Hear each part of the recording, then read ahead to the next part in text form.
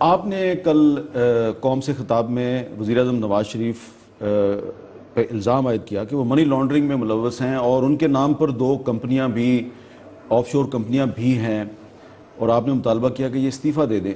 اور آپ نے کہا کہ ایک جو منی لانڈرنگ میں جو سعید احمد تھا وہ اب اسٹیٹ بینک آف پاکستان کا ڈپٹی گورنر ہے.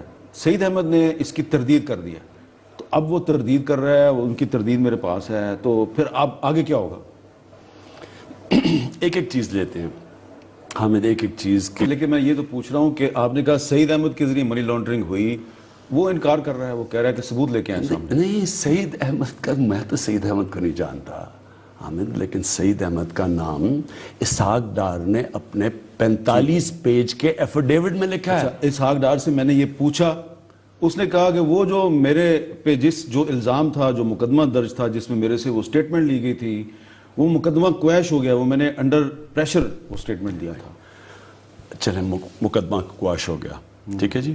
وہ 45 پیج کے اندر نام دیے ہوئے ہیں لوگوں کے، بینک اکاؤنٹس دیے ہوئے ہیں، بتایا ہوا ہے کہ کس کے اوپر، وہ قاضی فیملی کوئی لنڈن میں تھی جس کے ذریعے پیسہ منی لانڈرنگ ہوا ہے، اس کے اوپر بی بی سی کی ڈاکیومنٹری بنی ہوئی ہے. تو وہ تو انویسٹیگیٹ کر سکتے ہیں نا. دیکھیں نا، یہ کہنا کہ یہاں کی عدالتوں نے مجھے بتائیں کہ پاکستان کے انصاف کے نظام نے کس کو پکڑا اب تک، کتنے لوگ پکڑے گئے. یہی بات میں آپ سے پوچھا، آپ یہ جو بات کر رہے ہیں، آپ کو شاید یاد ہو کہ اگست 2012 میں آپ نے نواز شریف سے 11 سوال پوچھے تھے. یہی باتیں آپ نے کہی تھی. میرے پاس آپ کے 11 سوال موجود ہیں، ٹھیک ہے. اور اس وقت آپ نے ایڈورڈ بیکر کی کتاب کا حوالہ دیا تھا. Raymond baker,